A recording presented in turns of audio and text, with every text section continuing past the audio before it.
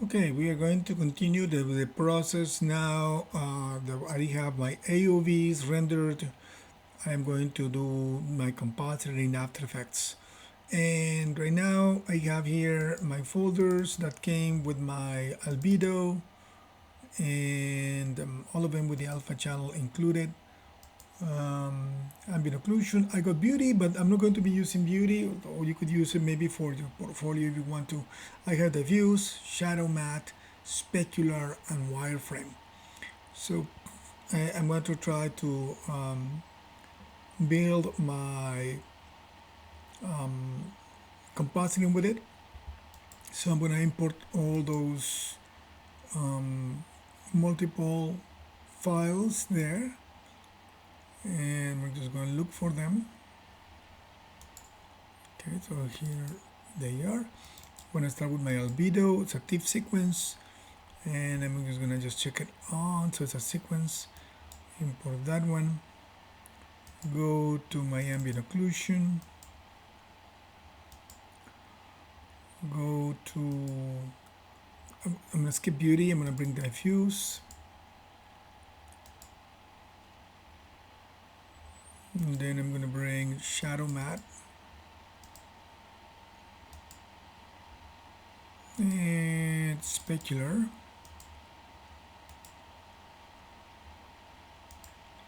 And wireframe. Okay, I'm going to say done. And of course, all of this came at frame rate of 30 frames per second, which I should have corrected before I brought the main. So I'm going to change their interpretation. So I'm going to say interpret footage main. I'm going to change the frame rate to be 24 frames per second. I got to do the same thing for all of them. Okay, I'm just going to, I just went through all of them. I just paused my video and went through all of them. So now they are all 24 frames per second. Very important. There is a way for you to prevent that, and it's just by looking at your preferences and modifying your import settings. You can change, make it become 24 frames per second there. That way you won't be doing anything, you don't have to be doing it manually. So I'm going to just say okay now. Okay, so since we're planning to show a compositing sequence, and every project is different, so you may have to modify some of the values in yours. I'm going to start with creating a white background. My character is on a transparency. That means there is nothing behind it. So, and I don't want it to be on that black background that way. So I'm going to create here to start actually a new composition. I'm going to just make it 24 frames per second composition, and make it 30 seconds long. That will be plenty of time for my composition. We're going to create that, just that. And I am going to start by creating a new layer, a new solid, and that solid I'm going to make it white, and that's going to be on my background. So all of my images are going to be on that solid background. And I'm going to start by putting my different layers, and you may want to go and rename this because it's going to be very hard for us to know what is what. So I'm going to start with, if I open this one up, this one is my albedo, so I'm going to just rename that. Someone is going to call it albedo, and this one is going to be ambient occlusion.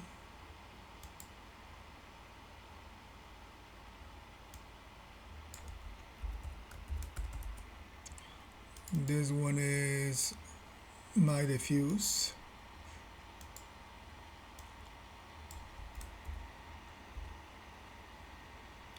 Diffuse. And this one is my shadow matte.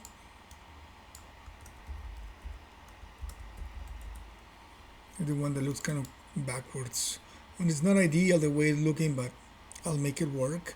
And this one is going to be my specular.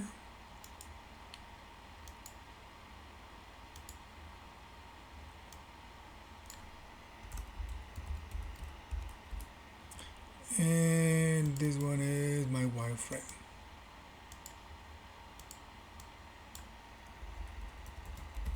That way my life will be a lot easier. Okay, so I'm going to start and just close this one here, go back to my composition with my white background.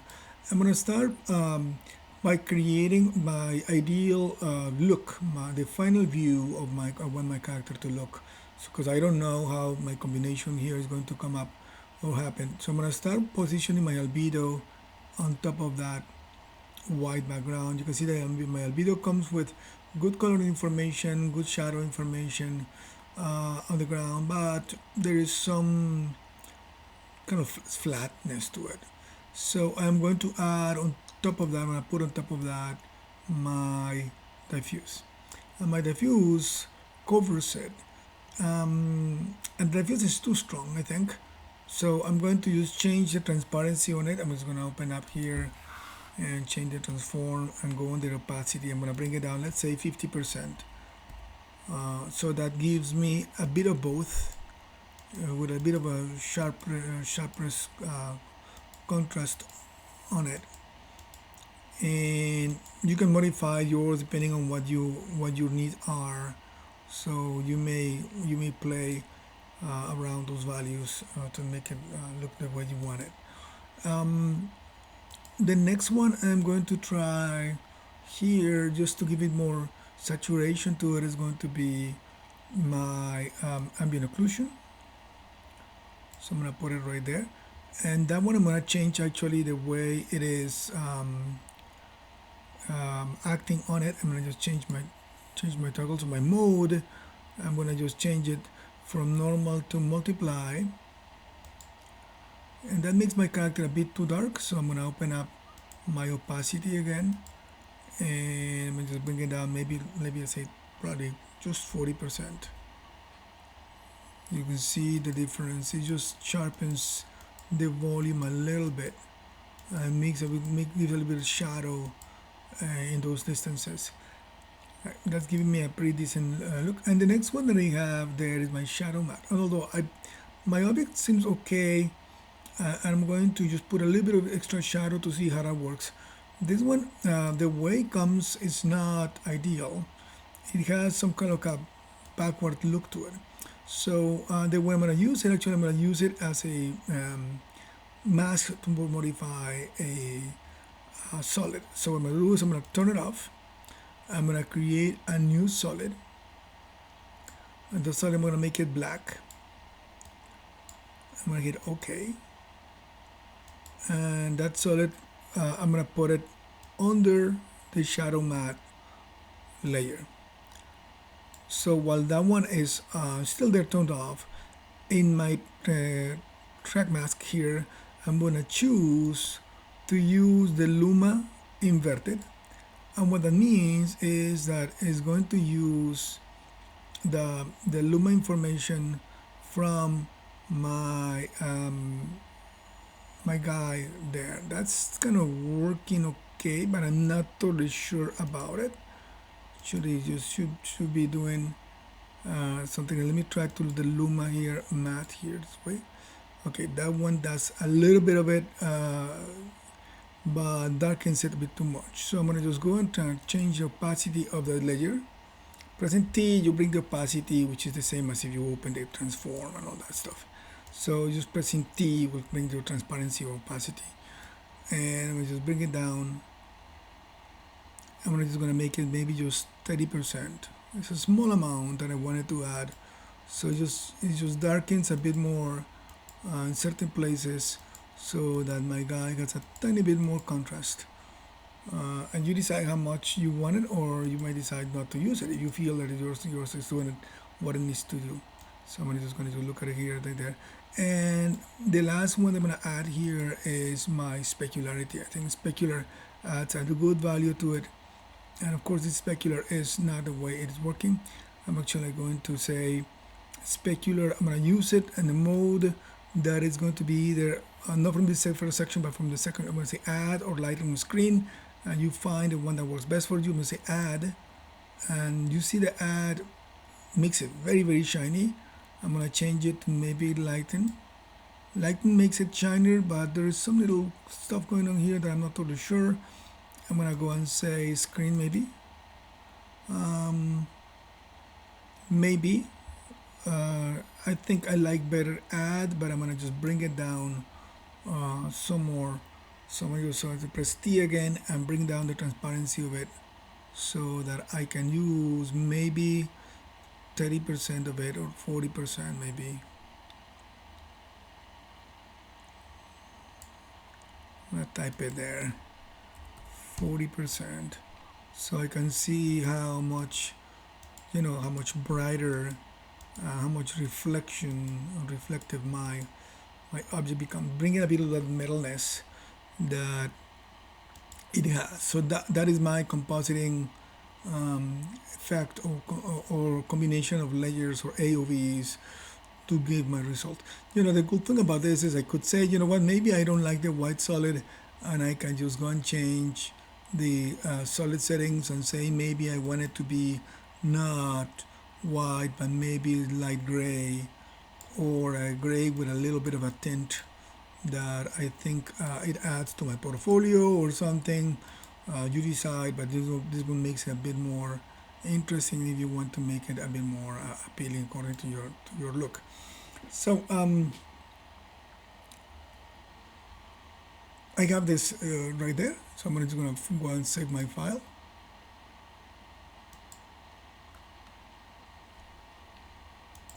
Okay, so I'm here. I'm going to just save this compositing 360 in my folder there.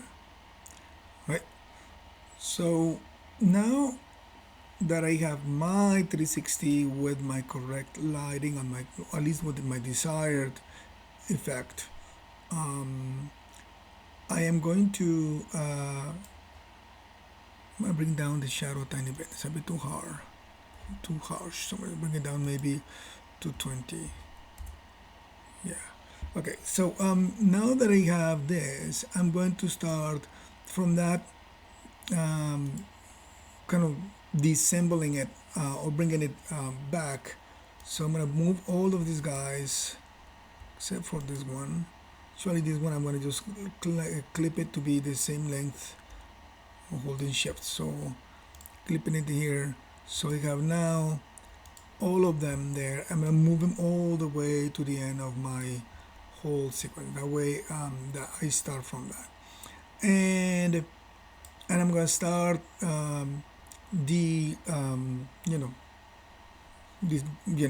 removing or disassembling the composite in there.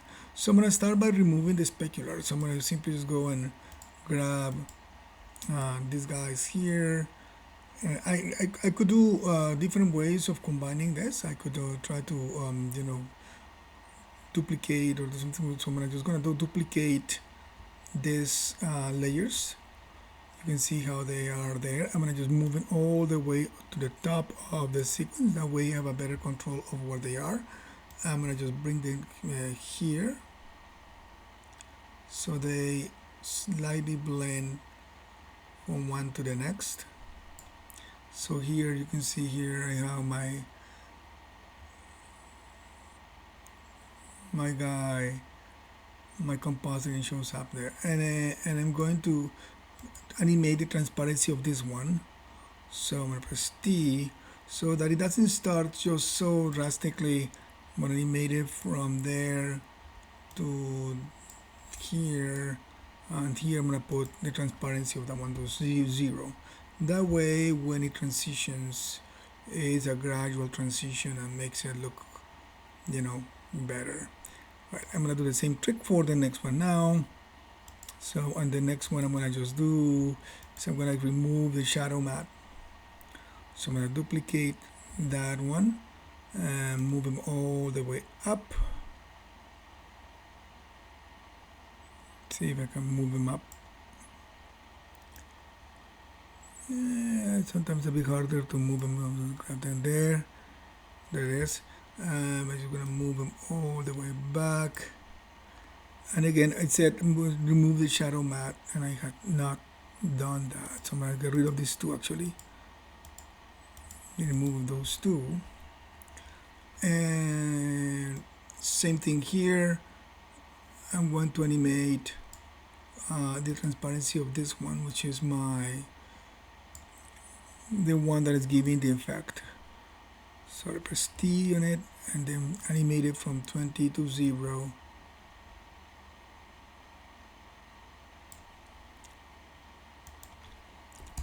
There we go. So that one makes the transition from one to the other. It's very subtle, but it does it. And then I'm going to continue with these two guys. I'm going to remove albedo and remove the ambient occlusion. Select these two only, duplicate those, Control D, move them up. And duplicators also, you find it here under duplicate, right? So I've been just hitting Control D just to duplicate them, but you can do it either with the shortcut or with the menu there. So I'm gonna just go and animate the ambient occlusion there. Again, transparency, press T and transparency, click on that, bring it down here to 0. There we go. So you can see here how the ambient occlusion adds to it. And those are small tiny effects that show up. And then I'm going to now duplicate only my albedo, move it up on top of the diffuse, pull it back here, and here this one I'm going to do the same trick. I'm going to just animate that one. So opacity to 0 there. So albedo shows my diffuse, and then I'm going to add to this one. Actually, I don't have it here, but I'm going to actually put a new version of my ambient occlusion, or not a new, but just a clean ambient occlusion, just to show him in the grayscale there.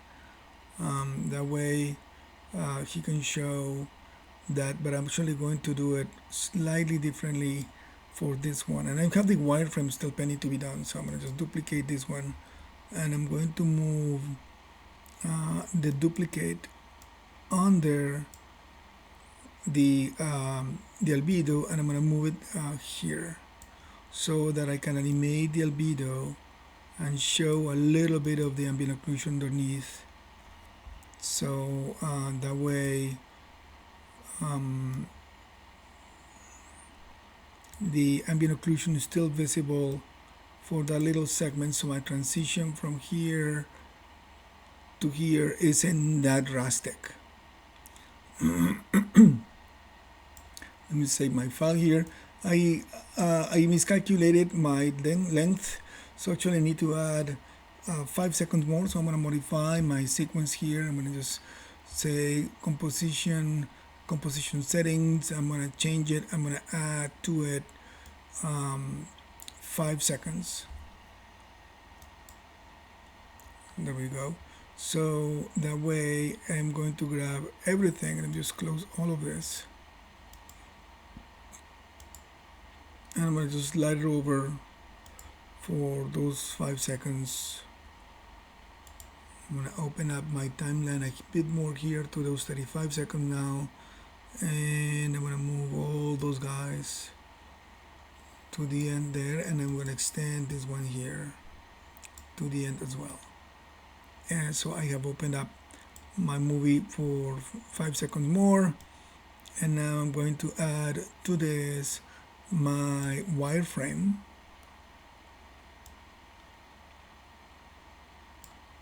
So my wireframe will be there, and I'm going to do the same trick as I did before. I'm going to duplicate, Control D, the wireframe. I'm going to bring it below and under the albedo, the ambient occlusion, and I'm going to animate the ambient occlusion just for a few frames so that the opacity of it is softer when it shows up. So that way the transition is good, and now I can start seeing my model in wireframe, transitioning to ambient occlusion, transitioning to albedo, diffuse, ambient occlusion added, shadow added, and specularity added at the end. So I have my whole compositing sequence taken care of. If you don't feel that your shadow doesn't work here, but it looks a little bit weird, you can always go back and modify your solid settings and bring it back to be white, so that you can keep your character a bit more matching there, so does not look completely lost there. All right, so that'll be it. Of course, after here I'm just simply going to just save my file and export out my movie. So I'm going to save my scene and export out my my media, send it to media encoder or to the render queue here. Let me just add it to the render queue here. I'm going to just keep it simple. Best settings, of course, going to be best at 1920 by 1080, 24 frames per second, of course. My highest quality will be, I could use QuickTime, or I can try to use actually, I need to do the H264. If it lets me do it here, it does not let me do it here, so I'm going to cancel this actually. I'm going to cancel this. I'm going to send it to let's keep high quality there. That's good. I'm going to change my name. I'm going to output it here, compositing, actually spring, and then the name of it in this case is 22 on the project, my last name, compositing, and then of course I'm going to go save that, but I'm going to actually send it to the media encoder, because I need to render it out as H264. Someone is going to say Q in the Adobe Media Encoder. That's going to take a few moments. Let me just pause my video here while it is launching. So there is launching my Adobe Media Encoder. Alright, there it is. Let's give it a few moments for it to change there, and then by default my format H264 shows up there.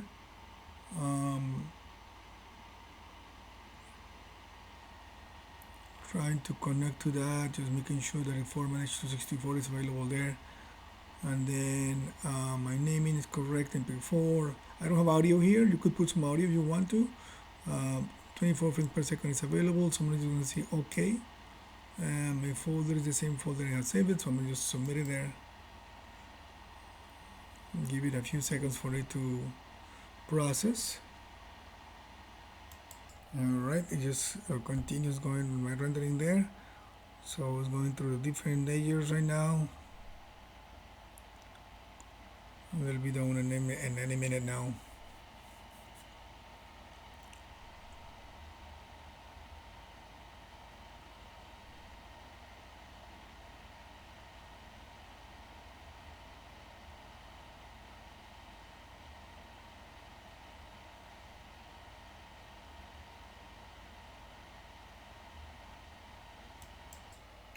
So very close to being done.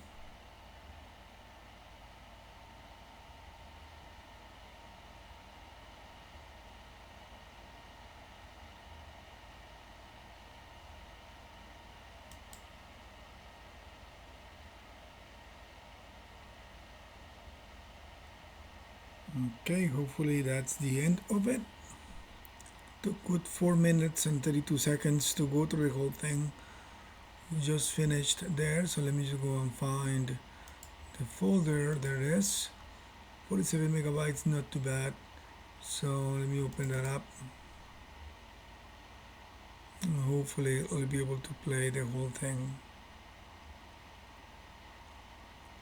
Blending the layers or the AOVs from one to the next is really nice. That gives a very nice appearance to your composition.